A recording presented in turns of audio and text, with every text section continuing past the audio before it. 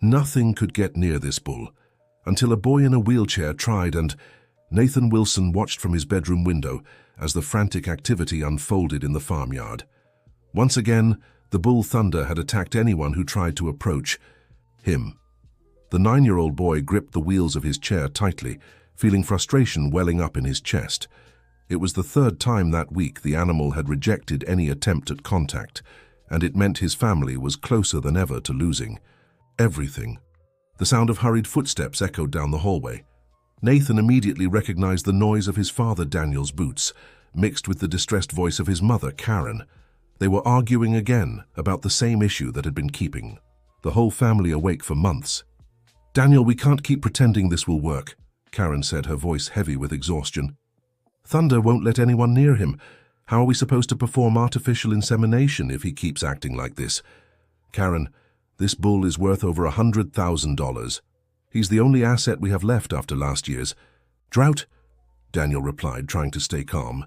"If we can't use him for breeding, we'll have to sell the farm." Nathan knew his parents didn't realize he overheard these conversations. For 3 years, ever since the accident that left him in a wheelchair, they always spoke softly when they thought he was asleep. But Nathan heard everything, understood everything, and felt the weight of the situation pressing on his small shoulders. St. Francis Farm had been bought by Nathan's grandfather with money saved over a lifetime of hard work. After old William passed away, Daniel took over the property, promising to uphold the family tradition. But the last few years had been extremely difficult. The prolonged drought had wiped out nearly the entire herd, and the family had to sell the remaining cows to pay off debts. The only valuable animal they still owned was Thunder, an Angus bull with an excellent genetic lineage. The problem was that Thunder had become completely uncontrollable. Anyone who tried to approach him was met with furious charges and horn strikes. 3 different veterinarians had already tried sedating him without success. The animal seemed to sense any attempt, and grew even more aggressive.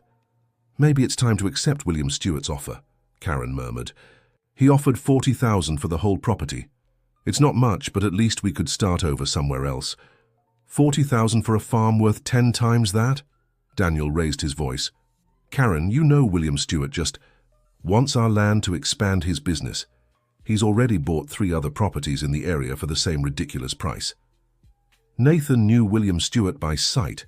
He was a man in his 50s, always dressed in expensive suits and driving imported cars.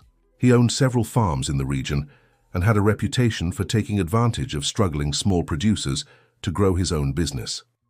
Whenever he showed up in town, Nathan noticed how people changed the subject when he came near.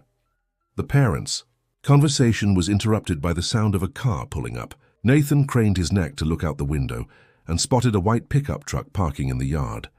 A tall, lean man stepped out, carrying a leather briefcase.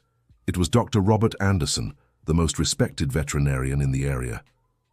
"Good morning, Daniel," the vet greeted, tipping his hat. "I got your message.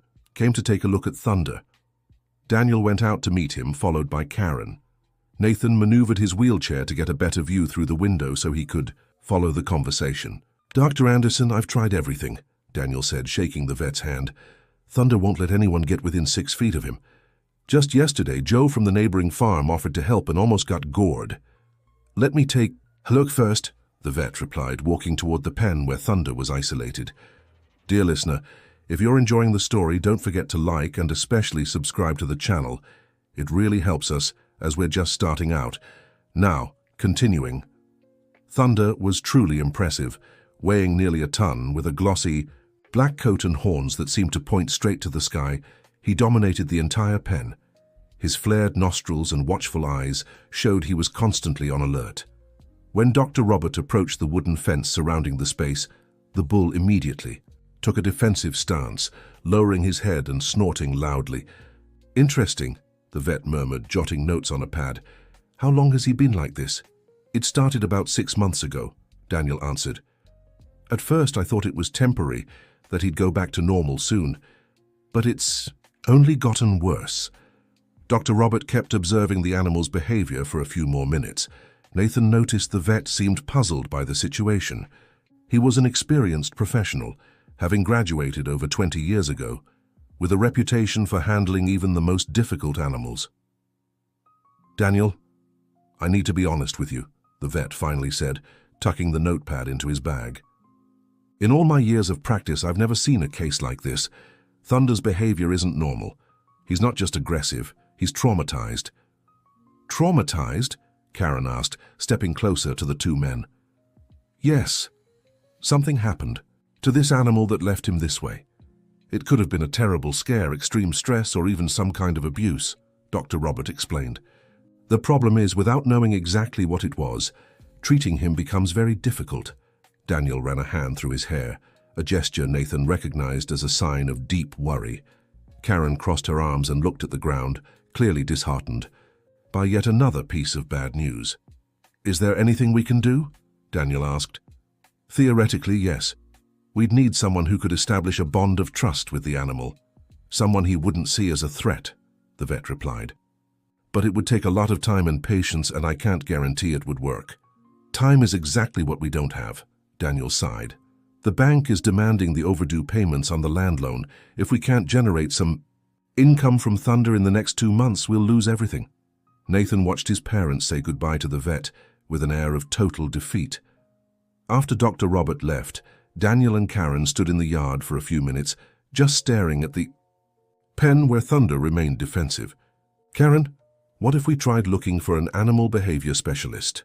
Daniel suggested, his voice lacking conviction. "With what money, Daniel?"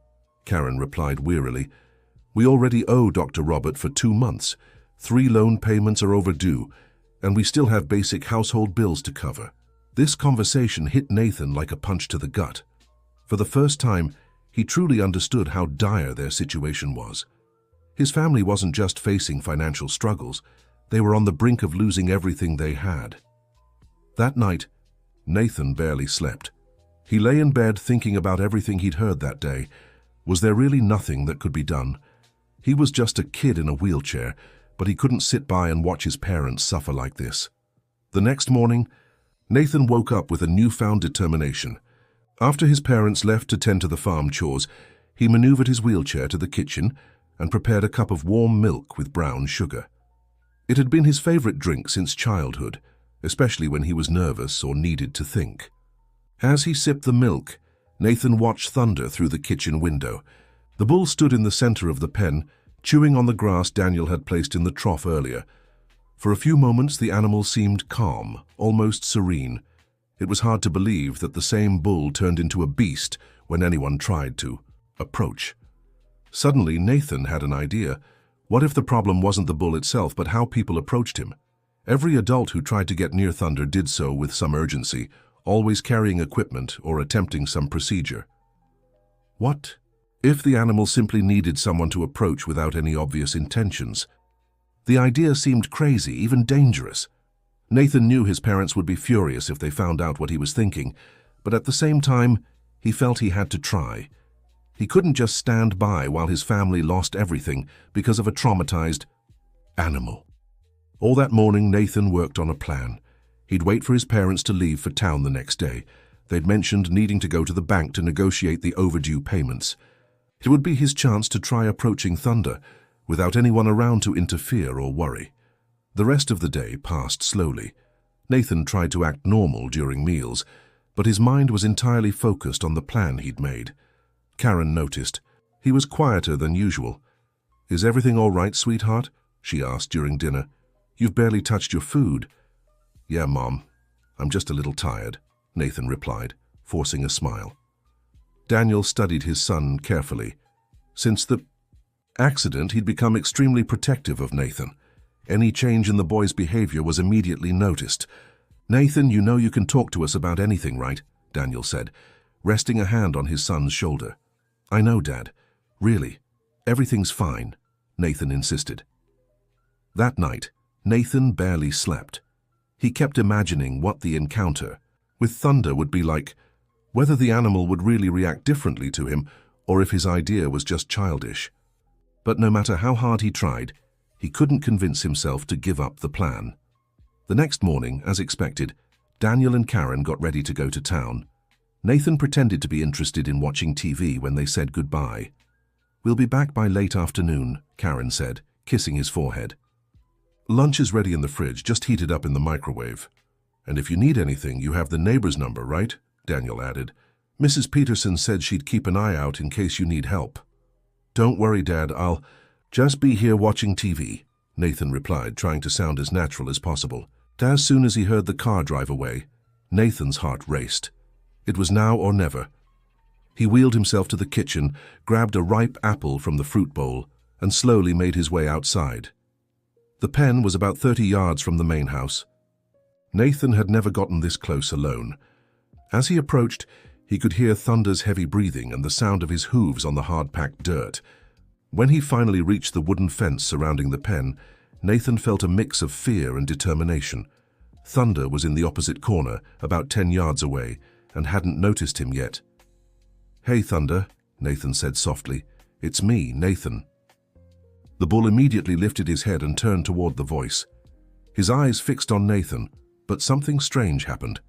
Instead of taking a defensive stance, as he did with everyone else, Thunder simply observed the boy in the wheelchair with curiosity.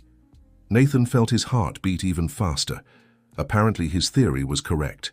There was something different about how the bull was reacting to him. "Look what I brought for you," Nathan said, holding up the apple.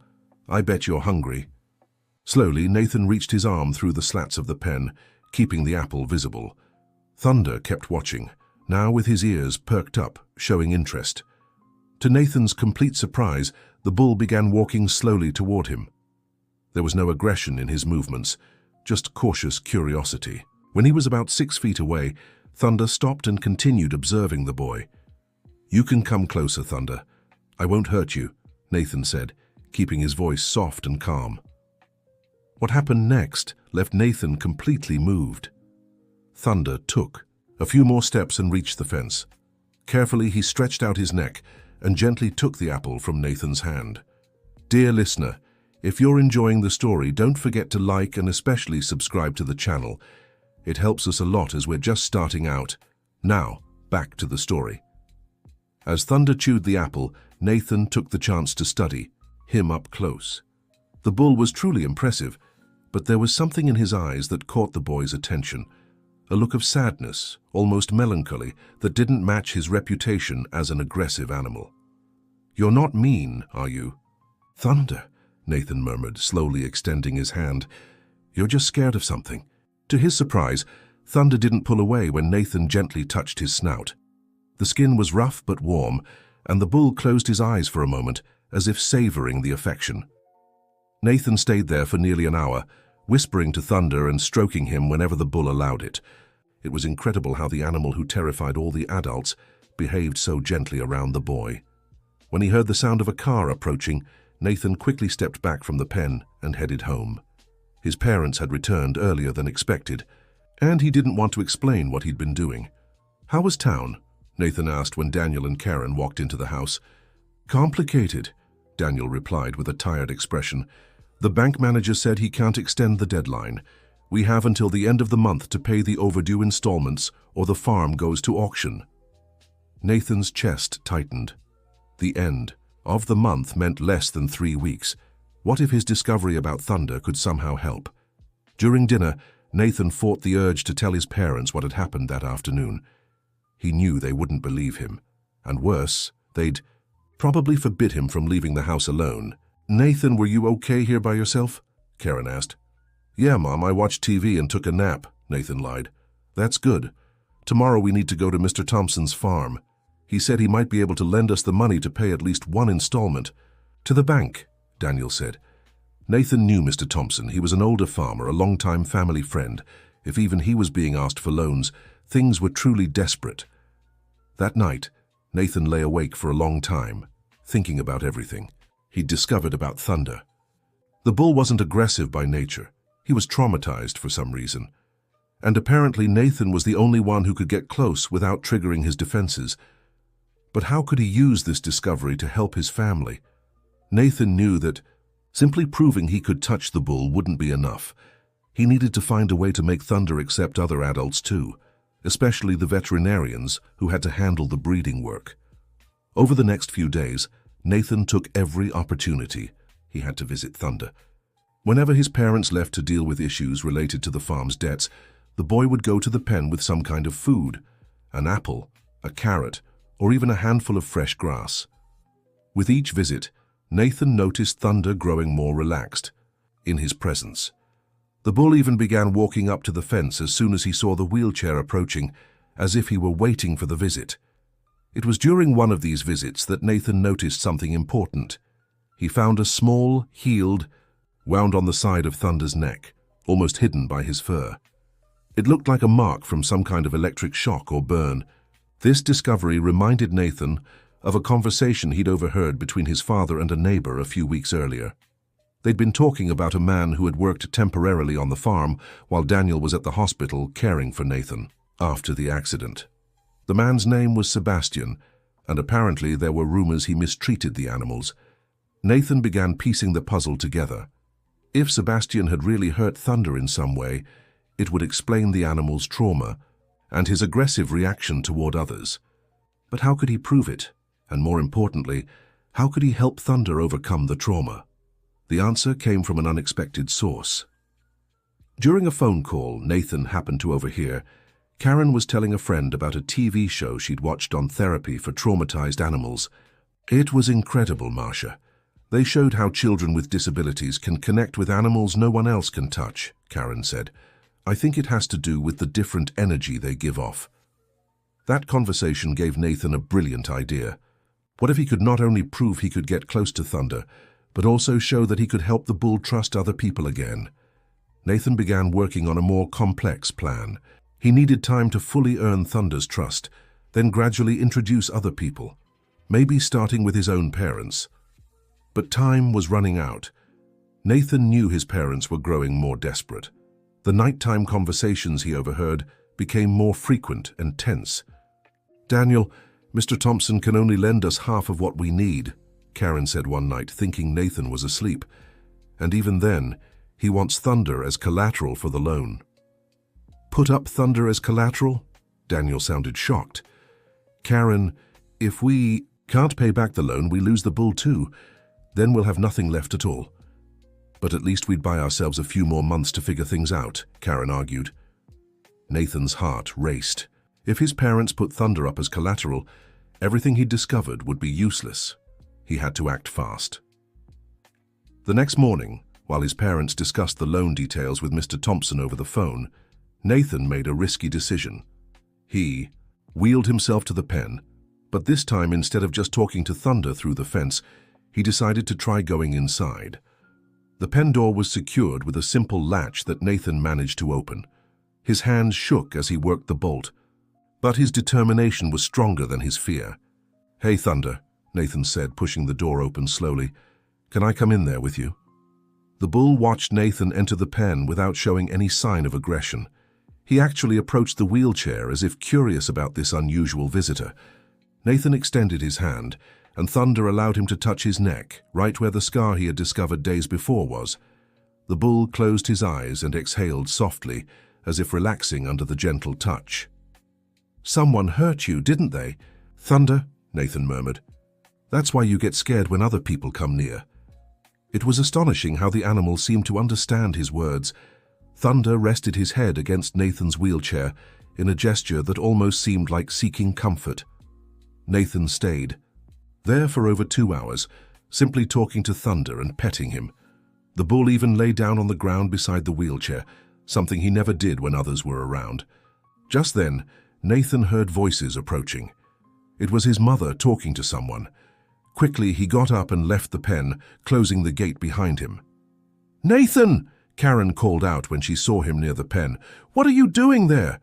With her was Dr. Anderson, who had returned to make another attempt with Thunder. I was just looking at Thunder, Mom, Nathan replied, trying not to sound nervous. Son, you shouldn't be near this pen alone, Dr. Anderson said, stepping closer. Thunder is very dangerous. Nathan looked at the bull who had stood up and was now watching the vet's approach with visible tension. The difference in the animal's behavior was striking. Dr. Anderson, can I say something? Nathan spoke up, surprising himself with his own courage. Of course, son. I think I know why Thunder gets angry with people, Nathan said. Someone hurt him. There's a mark on his neck. Dr. Anderson and Karen exchanged surprised glances. How do you know that, Nathan? Karen asked. I got close to him, Nathan admitted. He doesn't get mad at me. Nathan. Karen turned pale. You went into the pen alone. Before Nathan could answer, Dr. Anderson moved closer to the fence. To observe Thunder, the bull immediately took a defensive stance, snorting loudly and pawing the ground. Wait a minute, the vet said, stopping his approach. Nathan, could you show me what you mean? Nathan looked at his mother, who was clearly panicked, but he also noticed something different in Dr. Anderson's expression, professional curiosity mixed with disbelief. Mum, please let me show you, Nathan pleaded. I promise I'll be careful. Karen hesitated for a long moment, glancing between her son and the bull, who remained agitated by the vet's presence. Nathan, if anything happens to you, she began. Nothing will happen, Mum. Thunder is my friend, Nathan said, with a conviction that surprised even himself. Dr. Anderson stepped back a few yards to give them space. Nathan maneuvered his wheelchair, sat at the pen gate and opened it again. Immediately, Thunder's behavior changed. The bull relaxed his stance and calmly walked toward the boy.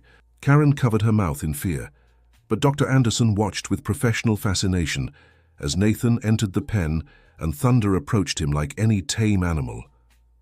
This is impossible, the vet murmured. Nathan stroked Thunder's neck and then pointed to the scar he had found. Doctor, can you see this mark from here? He asked. Dr. Anderson cautiously moved closer to the fence, keeping enough distance to avoid alarming the bull. Even so, Thunder tensed, but didn't move away from Nathan. Yes, I can see it, the vet said. It does look like a burn or an electric shock mark. It was Sebastian who did this, Nathan said. He worked here when Dad was in the hospital with me. Karen widened her eyes. She remembered Sebastian perfectly, a man in his 40s, whom Daniel had hired temporarily to care for the animals. At the time, she had been so focused on taking care of Nathan at the hospital that she hadn't paid much attention to what was happening at the farm. Nathan, how do you know that? She asked. I heard Dad talking to Mr. Johnson about Sebastian. They said they suspected he was mistreating the animals, Nathan explained, and Thunder only started acting like this after Sebastian left. Dr. Robert Anderson was quickly jotting notes in his pad. That makes perfect sense, he said. If the animal was traumatized by abuse, especially from electric shocks, it would perfectly explain the defensive behavior, and it would also explain why he trusts you, Nathan. Why me? Nathan asked.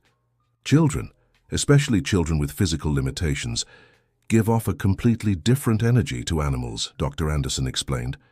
You don't pose a physical threat, and animals can sense that. Karen was clearly moved, watching her son interact, so naturally with the bull that terrified everyone else. Dr. Anderson, does that mean there's a solution? She asked. Theoretically, yes, the vet replied. If we can use Nathan as a bridge to regain Thunder's trust, it might be possible to reverse the trauma. But it would be a long process and require great care. Nathan felt a surge of hope. He had finally found a way to help his family. Doctor, how long would it take? He asked. Several weeks, maybe months, Dr. Anderson answered. We'd have to take it very slowly, first getting Thunder to accept other people while you're nearby, then gradually working so he trusts them even when you're not there. But we don't have months, Karen said sadly. We have less than 3 weeks before the bank takes the farm. Nathan's heart sank. Once again, it seemed they had found a solution too late. Karen, is there any way to buy more time? Dr. Anderson asked. The only option we have is to accept Mr. Thompson's loan using Thunder as collateral, she replied. But then, if we can't repay the loan, we lose the bull too. Dr. Anderson was thoughtful for a moment, watching Nathan still inside the pen, petting Thunder. Karen, I have a proposal, he finally said. What if I commit to doing all of Thunder's rehabilitation work for free? In return, once we get him back to normal, you give me a percentage of the breeding profits. Karen looked surprised by the offer. Dr. Anderson, that would be amazing, but we still need the money for the bank payments now, she said. I understand. But what if we can speed up the process, the vet suggested. Nathan clearly has a special gift with Thunder. If we work intensively, we might see results in 2 weeks. Nathan stepped out of the pen, carefully closing the gate behind him. Thunder stayed near the fence, watching him with calm eyes. "Mom, I want to try," Nathan said. "If there's a chance to save our farm, I want to try." Karen looked at her son with a mix of pride and worry. Nathan had always been a determined child, but after the accident she had become extremely protective of him. "Nathan, it could be very dangerous," she said. "More dangerous than losing our home?" Nathan asked.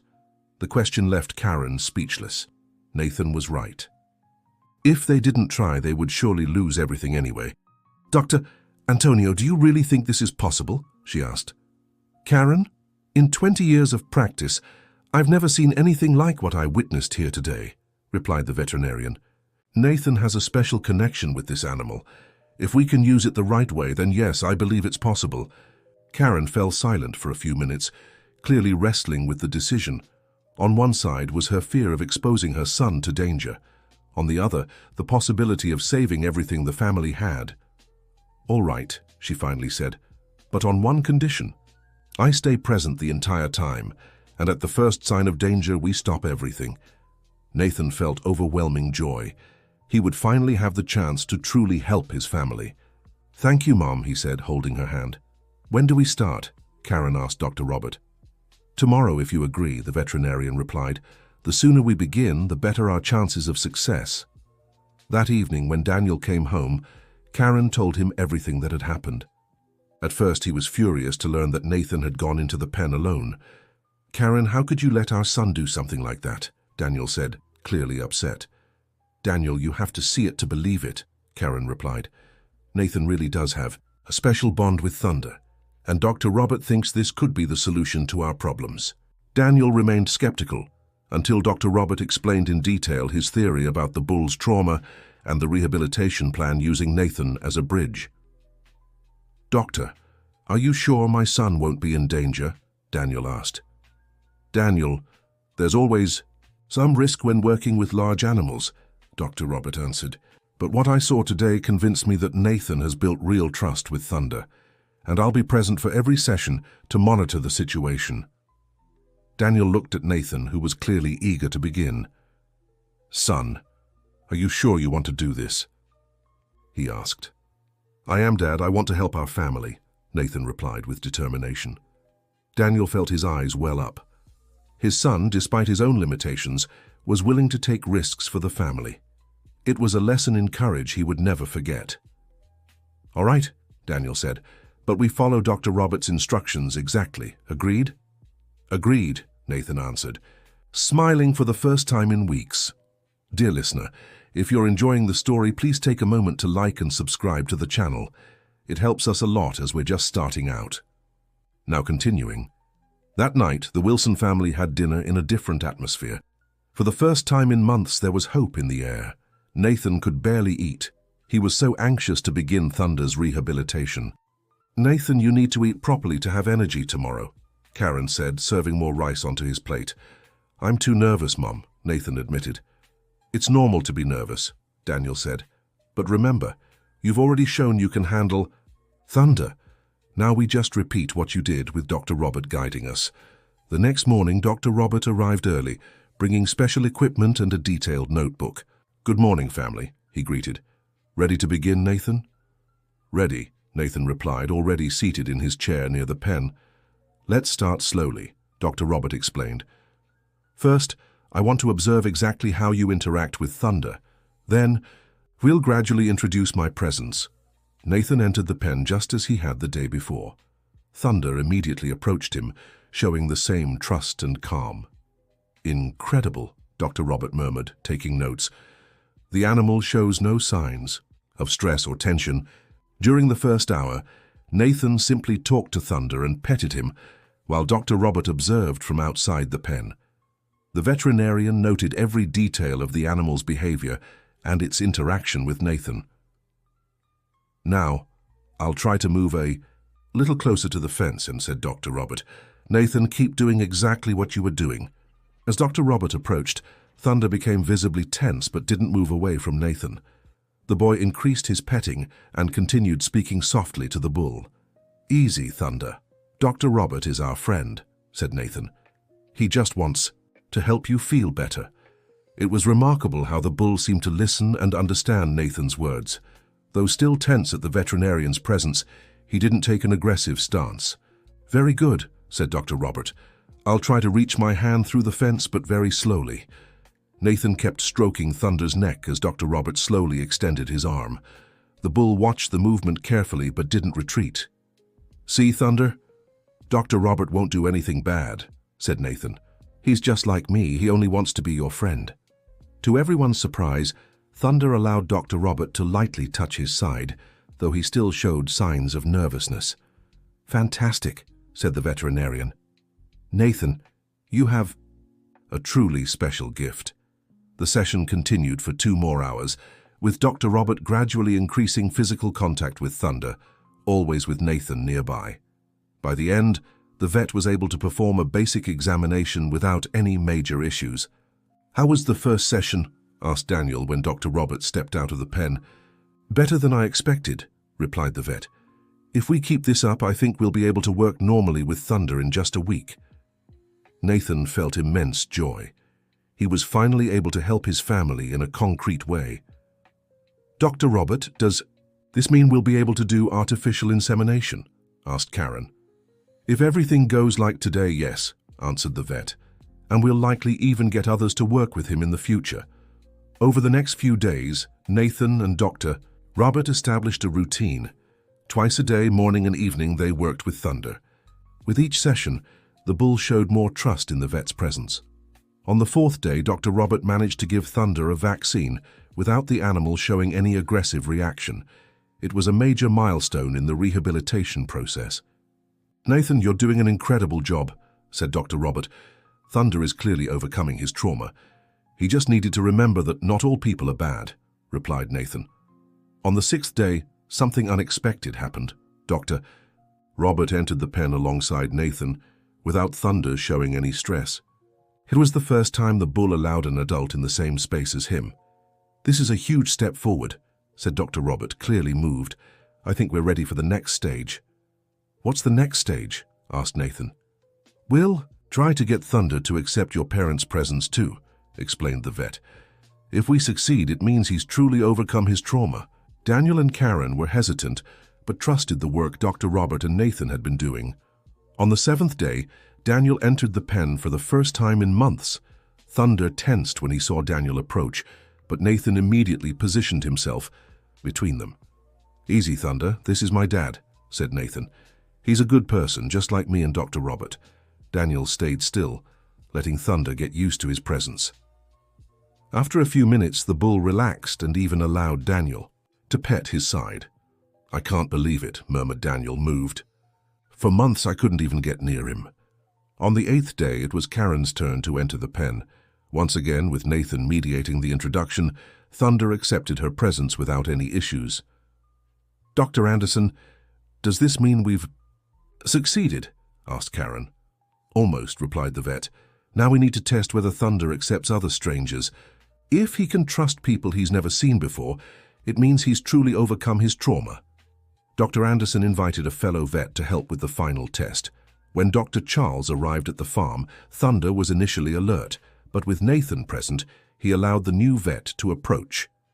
"Unbelievable," said Dr. Charles. "I'd heard about this case, but seeing it is completely different." On the 10th day, the most critical moment arrived, performing artificial insemination on Thunder. It was the ultimate test to see if all their efforts had paid off. Nathan was nervous. He knew this was the moment that would define his family's future. "Son, you've already done your part," said Daniel. "If it doesn't work today for any reason, it's not your fault." "It'll work, Dad," said Nathan, with a confidence that impressed everyone. Dr. Anderson and Dr. Charles prepared all the necessary equipment for the procedure. Nathan entered the pen first and spoke to Thunder for a few minutes. "Thunder, today is a very important day," said Nathan. "The doctors are going to perform a procedure so you can have little calves. It'll be quick and won't hurt at all." When the vets entered the pen with the equipment, Thunder showed some tension but stayed by Nathan's side. "Good boy, Thunder," said Nathan, petting him. "You're being very brave." The procedure lasted about 20 minutes. The whole time, Nathan talked to Thunder and petted him to keep him calm. To everyone's joy, the bull behaved completely cooperatively. "All done," announced Dr. Anderson. "Procedure successfully completed." Karen and Daniel were emotional. Finally, they had hope of earning the income needed to save the farm. "Dr. Anderson, how long until we know if it worked?" asked Daniel. "In about 3 weeks, we'll know if the cows are pregnant," replied the vet. "But the important thing is we now know Thunder can be used normally for breeding." Nathan left the pen feeling like the family hero. He had achieved something no adult could. He had regained Thunder's trust. "Son, I'm so proud of you," said Daniel, hugging Nathan. "Thanks, Dad, but we're not done yet," said Nathan. "We still need to wait for the results and figure out how to get the money for the bank payments." That afternoon, Dr. Anderson had a private conversation with Daniel and Karen. "I have some contacts who might be interested in using Thunder for breeding right away," he said. "If you agree, I can arrange a few procedures this week." "That would be amazing," said Daniel. "But how much could we earn?" "Each artificial insemination procedure is worth between $2,000 and $3,000, explained Dr. Anderson. "If we can do 5 procedures this week, it'll be enough to cover at least half of the bank payments." Daniel and Karen exchanged hopeful glances. It was more than they'd dreamed of getting in such a short time. "Dr. Anderson, can you arrange this?" asked Karen. "Yes, I can. In fact, I've already spoken to 3 breeders who are interested," replied the vet. "They've heard about Thunder's lineage and want to schedule the procedures." Nathan was listening to the conversation in the living room and felt immense joy. Finally, his discovery was turning into concrete results for the family. Over the next 3 days, Thunder was used for 5 different artificial insemination procedures. Nathan participated in all of them, always keeping the bull calm and cooperative. "Nathan, you're becoming a real expert in animal behavior," Dr. Robert teased. "I just talked to him," Nathan replied, laughing. By the end of the week, Daniel had earned $15,000 from the procedures. It was enough to pay off 2 of the 3 overdue bank installments and still have some left for other debts. "Karen, we did it," Daniel said, counting the money for the 3rd time. "I can't believe we did it." "And it's all thanks to our Nathan," Karen replied, looking proudly at her son. Nathan felt fulfilled, but he knew there was still work to do. 1 bank installment was still pending, and they needed to establish a steady source of income. "Dad, Dr. Robert said there are more breeders interested," Nathan said. "If we keep doing the procedures, we can pay everything off and even have money to improve the farm." Daniel looked at his son with admiration. Even though he was just a child, Nathan was thinking about the family's future with impressive maturity. "Son, you're right," Daniel said. "But I can't rely on you alone to take care of Thunder forever. I need to learn how to handle him too." Daniel's observation marked the beginning of a new phase. Nathan started teaching his parents how to approach Thunder, what words to use and what kind of affection the bull liked. "The secret is to never rush," Nathan explained. "Thunder can tell when someone is nervous or has bad intentions." "How did you learn all this, son?" Karen asked. "I just paid attention to what he liked and what scared him," Nathan replied. "Animals aren't so different from people. They just want to be treated with kindness and respect." Over the next 2 weeks, Daniel and Karen practiced daily with Thunder, always under Nathan's supervision. Gradually, both managed to build their own trusting relationship with the bull. The decisive moment came when Daniel successfully performed an artificial insemination procedure on Thunder without Nathan's presence. The boy watched from outside. The pen, proud to see his efforts, had truly paid off. "I did it," Daniel said, stepping out of the pen with a huge smile. "I managed to work with Thunder on my own." Nathan felt tears in his eyes. He had not only saved Thunder from his trauma, but also taught his parents how to work with the animal. "Now you don't need me to take care of him anymore," Nathan said. "We'll always need you, son," Karen said, hugging Nathan. "You're the one who made all this possible." With Thunder fully rehabilitated and generating steady income, the Wilson family managed not only to pay off all their bank debts, but also to invest in farm improvements. Daniel used some of the money to buy 2 high-quality cows. expanding their business opportunities. Dr. Robert became an official partner of the farm, bringing in new clients interested in breeding services. "Nathan, you've changed our lives," Daniel said during a family dinner. "When I think we almost lost everything." "What matters is that we didn't," Nathan replied, "and now we know we can overcome any hardship if we work together." 3. Months later, the first cows inseminated with Thunder's semen gave birth to healthy calves. The news spread quickly among local breeders, further increasing demand for St. Francis Farms services. "Nathan, we have a 2-month waiting list," said Dr. Robert, showing his schedule. "Thunder has become the most sought-after bull in the area." Nathan watched Thunder grazing peacefully in the pasture that Daniel had restored with the money from the first procedures. It was hard to believe that this serene animal was the same traumatized bull that had almost cost his family the farm. "Dr. Robert, can I ask you something?" said Nathan. "Of course, my boy." "Do you think Thunder remembers what happened before? With Sebastian and the mistreatment?" Dr. Robert thought for a few moments. "I believe he does remember," he finally replied. "But I think now he also remembers there are good people in the world, and that made all the difference." Nathan smiled. That was exactly what he had hoped to achieve, to show Thunder that not all people were like the man who had hurt him. One day Nathan received an unexpected visit. It was William Stewart, the rancher who had offered $40,000 for the property months earlier. "Good morning, Nathan," greeted William, tipping his hat. "Are your parents home?" "Yes, Mr. Stewart. I'll call them," Nathan replied. Daniel and Karen came to greet their neighbor with some curiosity. William Stewart rarely made social visits. "Daniel, Karen, I came here today with a proposal," said William. "I've heard about the success you've had with Thunder, and I'd like to form a partnership." "What kind of partnership?" asked Daniel cautiously. "I have 20 cows of excellent lineage that I'd like to inseminate with Thunder's semen," William explained. "I'm willing to pay double the usual price for the procedures." Daniel and Karen were surprised. William Stewart was known as a tough negotiator who always tried to pay the least possible for any service.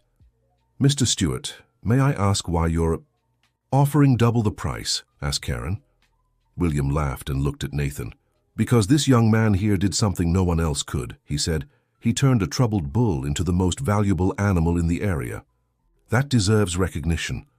Nathan was surprised and a little embarrassed by the praise. "I just talked to him," said Nathan. "It wasn't just talking, son," William replied. "You had patience, dedication, and courage. Those are rare qualities, especially in someone so young." The partnership with William Stewart marked the beginning of a new phase for St. Francis Farm. With the steady income from regular procedures, Daniel could invest in more animals and expand the business. Nathan remained responsible for introducing Thunder to new visitors and veterinarians. His technique of building trust between the bull and others became well known throughout the area. "Nathan, have you ever thought about studying veterinary medicine when you grow up?" Dr. Robert asked during one of his visits. "I have," Nathan replied. "I really like working with animals." "You have a natural talent," said the veterinarian. "With the right education, you could become an animal behavior specialist." The idea of becoming a vet excited Nathan. For the first time since the accident, he began thinking seriously about what he wanted to do in the future. Daniel and Karen fully supported their son's interest. With their finances stabilized, they could consider investing in Nathan's education. "Son, if you want to study veterinary medicine, we'll find a way to make it happen," said Daniel. "You deserve the best education possible." 6 months after starting work with Thunder, St. Francis Farm had become one of the most in-demand places in the area for animal breeding services. Nathan had become a minor local celebrity known as the boy who tamed the wild bull. But Nathan didn't much care for the fame. He preferred the quiet work with the animals and the time he spent talking to Thunder. "Thunder, you know you changed our lives, right?" Nathan would say during his daily conversations with the bull. Thunder always came closer when he heard Nathan's voice, as if he truly understood the importance of his friendship with the boy. One day, Nathan received an unexpected invitation. A university in the capital wanted to learn about his work and invited him to give a lecture on communication between humans and animals. "Nathan, this is a great honor," said Dr. Robert. "You'd be the youngest speaker in that university's history." Nathan felt nervous at the thought of speaking to a room full of adults, but he was also curious to meet other animal behavior specialists. "Mom, do you think I should accept?" Nathan asked. "I think it would be an amazing experience for you," Karen replied. "And who knows, you might learn new things that could help other animals." Nathan decided to accept the invitation. The trip to the capital would be his first time leaving the farm since the accident, which made the whole family anxious. At the university, Nathan was amazed by how many people were interested in his work. The auditorium was packed with veterinary, students, professors, and animal behavior experts. "Nathan, can you tell us how you discovered you could communicate with Thunder?" a professor asked.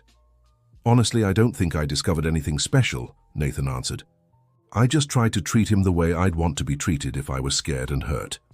The simplicity of his answer surprised the audience. Nathan spent the next hour answering questions and sharing details about his work with Thunder. "Nathan, do you plan to work with other traumatized animals?" a student asked. "If an animal needs help, of course I'll try," Nathan replied. "But my priority right now is to keep caring for Thunder and studying to become a vet." After the lecture, several professors approached Nathan with offers for special study programs and research grants. "Nathan, we'd like to follow your academic progress," said the university dean. "You have a unique talent that deserves to be nurtured." Nathan returned home with his head full of ideas and possibilities.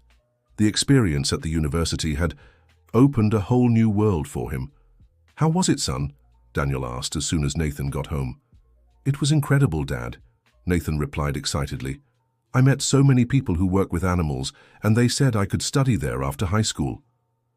Karen was moved to see her son's enthusiasm. Since the accident, she had worried about Nathan's future, but now she saw he had a clear path ahead. "Nathan, I'm so proud of you," she said. "You turned a tragedy into something beautiful." That night, Nathan went to talk to Thunder as he always did before bed. The bull greeted him with the same calm as ever.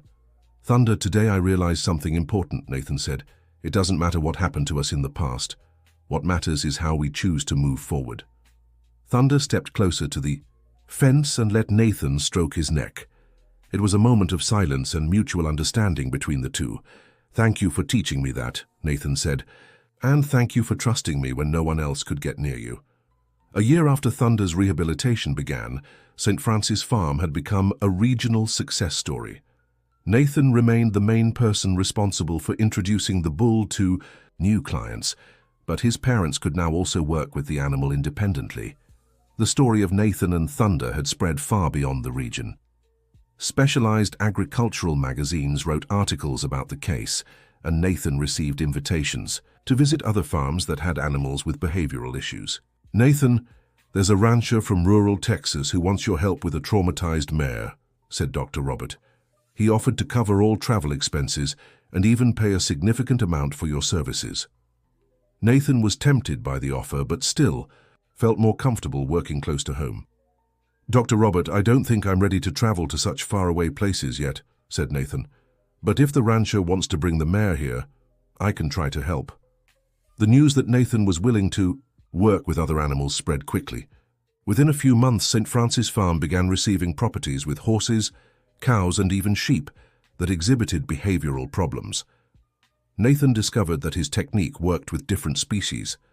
The secret always lay in patience, respect, and the ability to convey calmness to the animals. "Son, you're becoming a true expert," said Daniel, watching Nathan work with a mare that had arrived that morning. "I'm just doing what I learned from Thunder," Nathan replied. "Every animal is different, but they all want the same thing: to feel safe." Nathan's work with traumatized animals became so sought after that Daniel decided to formalize the activity. St. Francis Farm began offering behavioral rehabilitation services for animals as well. "Nathan, I think we need an official name for your work," said Karen. "How about the Nathan Wilson Animal Rehabilitation Center?" suggested Daniel. Nathan laughed at the suggestion. "That sounds too pompous, Dad," he said. "What about just St. Francis Farm, Animal Rehabilitation?" Nathan's humility continued to impress everyone who knew him. Despite all his success, he remained the same simple boy who just wanted to help animals. 2 years after his first encounter with Thunder, Nathan turned 15 and was in his first year of high school. His plans to study veterinary medicine were firmer than ever, and several universities had already expressed interest in offering scholarships. St. Francis Farm had become one of the most prosperous properties in the region. In addition to breeding services with Thunder and rehabilitating traumatized animals, Daniel had managed to invest in his own herd of high-quality cows. "Nathan, you know none of this would have been possible without you, right?" said Daniel during a family dinner. "Dad, it was a team effort," Nathan replied. "I just started it, but you all made it real." Karen looked at her son with tears in her eyes. The boy who had been in a wheelchair 3 years earlier had become the one responsible for completely transforming the family's life. "Nathan, there's something I've always wanted to tell you," said Karen. "When the accident happened, I was so afraid for your future. I thought you'd never feel useful or capable again." Nathan held his mother's hand. "Mom, the accident didn't change who I am inside," he said. "It just changed how I move, and maybe it even helped me understand animals that have been through trauma better." Nathan's reflection left the whole family emotional. Truly, his personal experience with limitations and overcoming them had been key to understanding what Thunder and other traumatized animals needed. That night, Nathan went to make his nightly visit to Thunder. It was a ritual he'd maintained for over 2 years, one that always helped him relax and reflect on the day. "Thunder, you know you were my first teacher, right?" said Nathan, stroking the bull's neck. "You taught me that everyone deserves a second chance, no matter what happened before." Thunder snorted softly, as he always did when Nathan spoke. To him, it was impossible to know if the animal truly understood the words, but the connection between them was undeniable. "Tomorrow, a cow abandoned by her previous owner will arrive," Nathan shared. "I'll try to help her just like I helped you. I hope I can do as good a job as we did together." 3 years after his first encounter with Thunder, Nathan had become a regional reference in rehabilitating traumatized animals. He had helped over 40 different animals overcome trauma and fear, always using the same approach based on patience, respect, and love. St. Francis Farm had expanded its operations and now employed 3 people besides the family: an assistant veterinarian, an animal handler, and a secretary to manage appointments. "Nathan, a very interesting offer came in," said Dr. Anderson during one of his regular visits. "A publisher wants to release a book about your methods for working with traumatized animals." Nathan was surprised by the proposal. "A book about me?" he asked. "About your methods, actually," Dr. Anderson explained. "They want to document your techniques so other veterinarians and breeders can learn from them." "That could be interesting," Nathan said thoughtfully. "If it helps more animals, I think it's worth it." The book, Conversations with Thunder, A Special Approach for Traumatized Animals, was published the following year and became a success among veterinarians and breeders nationwide. Nathan donated all royalties to an animal protection fund he had established himself. "Nathan, don't you want to keep any of the book earnings for your studies?" Karen asked. "No need, Mom," Nathan replied. "I already have a guaranteed scholarship, and our work on the farm provides enough for everything we need. It's better to use the money to help other animals." This generous attitude confirmed for Daniel and Karen that they had raised a truly special son, not just in talent, but above all in character. When Nathan turned 18, it was time to finally choose his university. Several institutions offered full scholarships, but he selected the same university where he had given his first lecture years earlier. "Nathan, we're really going to miss you," Dr. Anderson said. "Who will handle the toughest cases here?" "Doctor, I've taught my parents everything I know," Nathan replied, "and I'll come back on weekends whenever I can. Besides, I plan to do my veterinary residency right here in the region." The farewell before leaving for university was emotional. The entire local community gathered to say goodbye to Nathan. Farmers who had brought animals for rehabilitation, veterinarians who worked with him, and even local officials came to honor the occasion. "Nathan, you're a source of pride for our town," the mayor said during the ceremony. "We hope you return after graduating to continue your work here." But the hardest goodbye was with Thunder. Nathan spent his last night on the farm talking to the bull who had changed his life. "Thunder, I'm going to study so I can help even more animals like you," Nathan said. "But don't worry, I'll always come back to talk to you." Thunder seemed to understand this was a special farewell. He stayed close to the fence throughout their conversation, as if wanting to savor every moment with his extraordinary friend. At university, Nathan stood out from his very first semester. His professors were impressed by his practical knowledge and natural ability with animals. "Nathan, you already have more hands-on experience than many licensed veterinarians," his animal behavior professor remarked. "We want you to help develop new treatment protocols for traumatized animals." Nathan accepted the proposal with enthusiasm. Combining his practical experience with formal scientific knowledge was exactly what he had dreamed of. During his 4 years of college, Nathan kept his promise to return to the farm on weekends. He continued overseeing the most challenging cases and guiding his parents through complex situations. Thunder always welcomed him with the same joy, as if no time had passed at all. The bond between them remained as strong as on the first day. When Nathan graduated as a veterinarian, he did so with the highest grades in his class, and multiple job offers from top veterinary clinics in the capital, but his choice had been made long before. "I want to go back home," Nathan announced. "I want to expand the work at St. Francis Farm and establish a leading animal rehabilitation center." Daniel and Karen weren't surprised by his decision. They knew Nathan's heart had always been at the farm, with Thunder and the work. He had started as a boy. "Son, we're proud of your choice," Daniel said.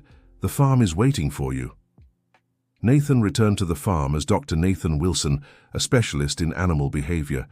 But to Thunder, he was still just the boy in the wheelchair who had become his best friend.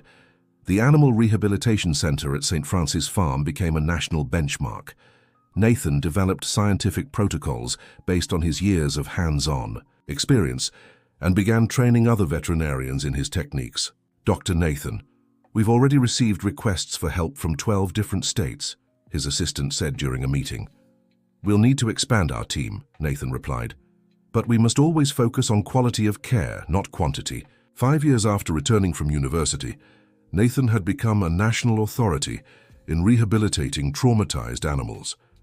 He wrote 3 books on the subject, created a specialization course for veterinarians, and still kept his nightly routine of talking to Thunder. "Thunder, you know this all started with our friendship, right?" Nathan would say during one of their conversations. "You taught me there's always hope, even in the toughest situations." The bull, now over 10 years old, was no longer young but still showed the same vitality and special connection with Nathan. He had sired more than 200 calves, ensuring the farm's prosperity for generations. One day, Nathan received an unexpected call. It was from a journalist at a national magazine who wanted to do a feature on his story with Thunder. "Dr. Nathan, we'd like to share how a boy in a wheelchair became the country's most respected animal behavior specialist," the journalist said. "I'll agree, as long as the focus is on the work with animals, not on me," Nathan replied. The article was published under the title "The Boy and the Bull, a story of overcoming and love for animals." It resonated across the country and earned Nathan invitations to international conferences. "Nathan, would you like to accept the invitation to speak at the veterinary conference in New York?" asked Dr. Robert, who remained a partner at the farm. "I'll go as long as they include a presentation about Thunder," Nathan answered. "Our story can't be told separately. The lecture in New York was a success." Nathan shared with veterinarians from around the world how a 9-year-old boy had discovered the secret to healing animal trauma: patience, love, and respect. "The most important lesson I learned from Thunder," Nathan said at the end of his talk, "is that every living being deserves a second chance. No matter how difficult the situation may be, there is always hope for healing and transformation." The audience gave a standing ovation that lasted several minutes. Nathan had touched hearts not just with his technique, but above all with his humanity. When he returned to the US, Nathan found Thunder waiting for him near the fence, as he always did when he heard the sound of the car arriving. "Hi, old friend," Nathan said, stepping out of his chair to get closer to the bull. "I missed you while I was away." Thunder moved closer and let Nathan stroke his head. a gesture that had become a ritual between them over the years. Thunder. I told our story to people all over the world, Nathan said. Everyone was amazed by your ability to forgive and trust again. 10 years after that first afternoon, when a 9-year-old boy decided to try approaching a traumatized bull, St. Francis Farm had become a symbol of hope and transformation. Nathan, now 29, was recognized as the leading American specialist in rehabilitating traumatized animals. He had helped over 1,000 animals overcome trauma, developed groundbreaking scientific protocols, and trained hundreds of veterinarians in his techniques. More importantly than any of that, he had kept the same humility and love for animals that he had shown as a child. Nathan, we've received a very special invitation, Karen, now 65, said during a family lunch. The Department of Agriculture wants to create a national animal rehabilitation program based on your methods. It would be an honor to be part of it, Nathan replied. Imagine how many animals could be helped if veterinarians across the country learned these techniques. Daniel, now retired from the farm's heavy labor, smiled proudly as he listened to his son. Nathan, do you remember when I was worried? About whether we could pay the bank bills, Daniel said. I never imagined my son would become known all over the world. Dad, fame isn't what matters, Nathan replied. What matters is knowing that every animal we help represents a life transformed, a second chance. That afternoon, Nathan walked to the pasture where Thunder rested in the shade of a tree. The bull, now old but still majestic, lifted his head when he saw Nathan approaching. Hi, my old companion, Nathan said, sitting on the grass beside him. Today marks exactly 10 years since we met. Thunder lay back down but kept his head close to Nathan, letting him continue to stroke him. You changed my life, Thunder, Nathan said, his voice emotional. You taught me that physical limitations don't stop anyone from making a difference in the world. You showed me that love and patience can heal any trauma. Nathan spent over an hour there, simply enjoying the company of his first and most special patient. When he finally stood up to return to the house, Thunder watched him until he disappeared from sight. That evening at dinner, Nathan made an unexpected announcement to the family. Mom, Dad, I've decided to write another book, he said. But this time, I want to tell our full story. The story of how a family almost lost everything but found the strength to start over in the friendship between a boy and a bull. What title are you thinking of? Karen asked. Conversations with Thunder, a journey of overcoming, Nathan replied. I want it to be more than a technical manual. I want it to be a story of hope. Daniel and Karen immediately agreed with the idea.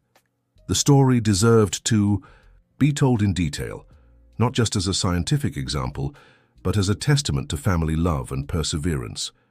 Nathan spent the next few months writing the book, reliving every moment of that incredible journey. From the discovery of Thunder's trauma to the transformation of the farm into a national reference center. When the book was released, it immediately became a bestseller, not just among veterinarians and breeders, but among people of all ages who were inspired by Nathan and his family's story of overcoming adversity. Dr. Nathan, the book is being translated into 15 languages, his editor informed him. There's worldwide interest in the story. Nathan decided to donate all royalties to create a foundation dedicated to providing free treatment for traumatized animals in underserved communities.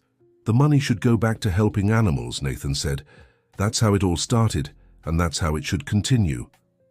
The Thunder Foundation, as it was named, opened branches in 12 states across Texas, offering free treatment and training for local veterinarians. Nathan continued living at St. Francis Farm, constantly expanding the work and receiving animals from all over the country. But his daily routine always included special moments with Thunder. Thunder, our foundation has already helped over 3,000 animals, Nathan shared during one of their nightly conversations. All because you had the courage to trust a boy in a wheelchair so many years ago. The bull, now 15 years old, was showing signs of aging, but still maintained his vitality, and especially his unique bond with Nathan. One day, Nathan noticed Thunder was quieter than usual. The veterinarian in him immediately recognized the signs that his old friend was nearing the end of his journey.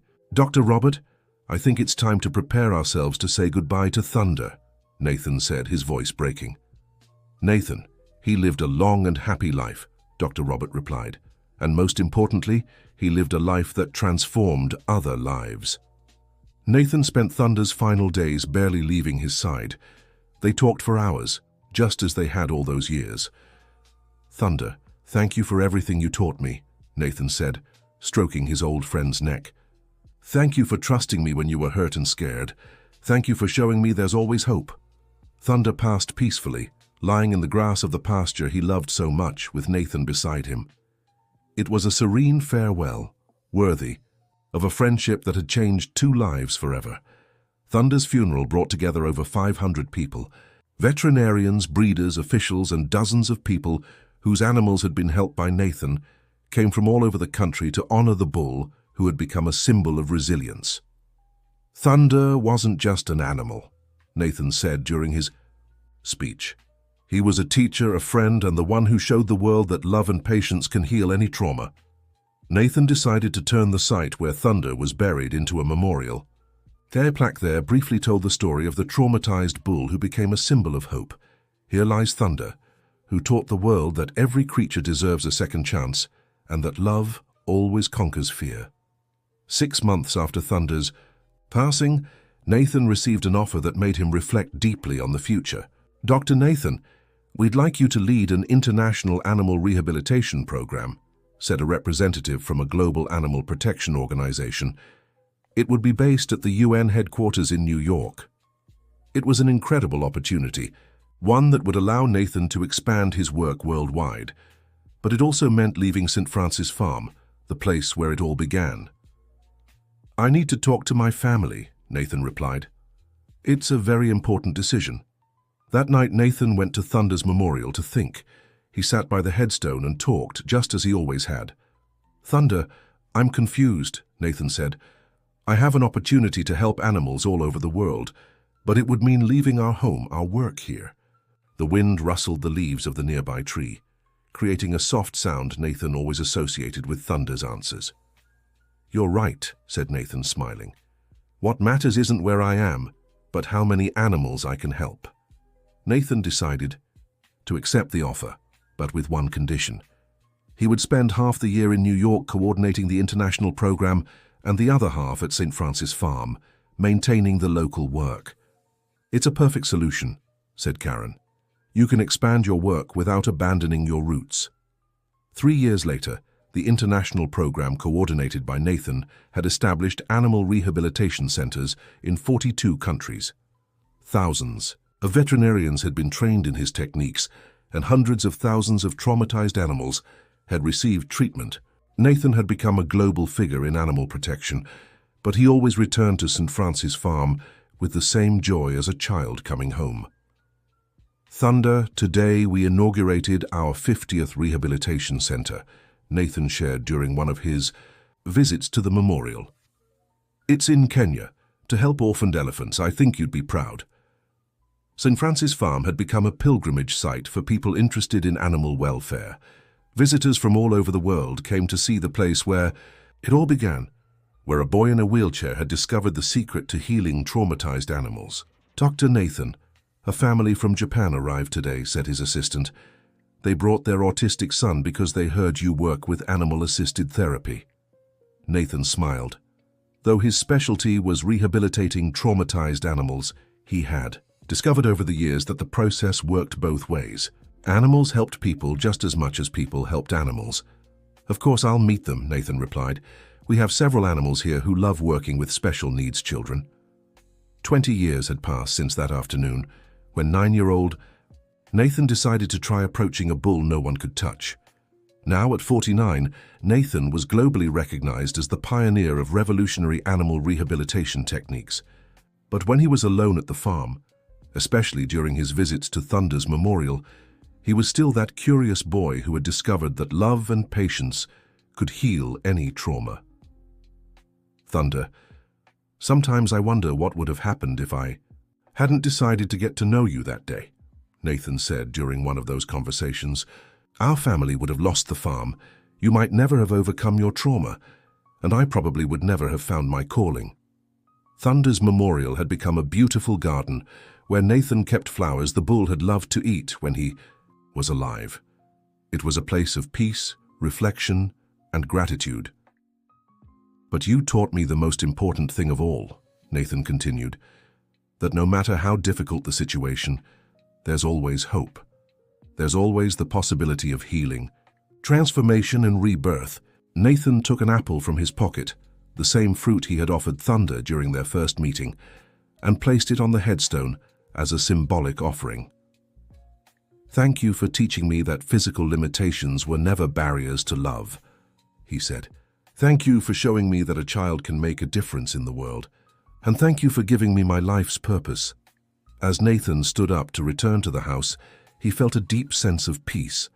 He had honored Thunder's legacy in the best way possible by helping other animals and spreading the message that love always conquers fear. The following week, Nathan received news that filled him with joy. His niece, the daughter of his younger brother, had decided to study veterinary medicine, inspired by her uncle's story. "Uncle Nathan, I want to work with you on the farm after I graduate," said Ashley, who was 17. "I want to learn how to talk to animals like you do." Nathan smiled, remembering when he had made the same decision years earlier. "Ashley, I'll teach you everything I know," Nathan promised. "But the first and most important lesson you already know, that all living beings deserve love, respect, and a second chance." The story of Nathan and Thunder continued to inspire new generations. Books had been written, documentary films produced, and hundreds of veterinarians trained. But for Nathan, the most important thing was knowing that the essence of that first discovery, that love and patience can heal any trauma, was still transforming lives around the world. 25 years after that life-changing encounter, Nathan decided to write his final memoirs. He wanted to document not only the techniques he had developed, but above all, the life lessons Thunder had taught him. "This will be my last book," Nathan announced during a press conference. "I want it to be a lasting legacy of Thunder's teachings." The book, My Teacher Thunder, Life Lessons from a Special Bull, became a global phenomenon. Translated into more than 30 languages, it inspired millions of people to see animals, not just as creatures in need of protection, but as true life teachers. "Dr. Wilson, what was the most important lesson Thunder taught you?" a reporter asked during the book launch. Nathan thought for a moment before answering. "Thunder taught me that there's no difference between healing a traumatized animal and healing a traumatized human," he said. "Both need the same things: love, patience, respect, and the certainty that they deserve a second chance." By the end of his life, Nathan had become much more than a specialist veterinarian. He had become a symbol of hope, living proof that physical limitations were never obstacles to making a difference in the world. But in his quiet moments on the farm, especially during his conversations with Thunder's memory, Nathan remained that 9-year-old boy who had discovered that love always conquers fear. "Thank you, old friend," Nathan would say whenever he visited the memorial. "Thank you for giving me a life with purpose, for teaching me that miracles happen every day, and for showing me that true strength comes from the heart." The story of Nathan and Thunder proved to the world that sometimes the most unlikely connections are the ones that transform lives the most. A boy in a wheelchair and a traumatized bull had taught humanity that love, patience, and understanding are the only tools needed to heal any wound, overcome any trauma, and change any life. And in the golden silence of the afternoons at St. Francis Farm, where it had all begun, the presence of that special friendship, which changed the world one conversation at a time, could still be felt. The end. Now tell me, dear listener, what did you think of this touching story of Nathan and Thunder? Do you believe a friendship like this can truly change lives? Share your honest thoughts in the comments. We love reading every opinion. Don't forget to leave a like if this story touched your heart. And most importantly, subscribe to the channel so you don't miss other moving stories like this one.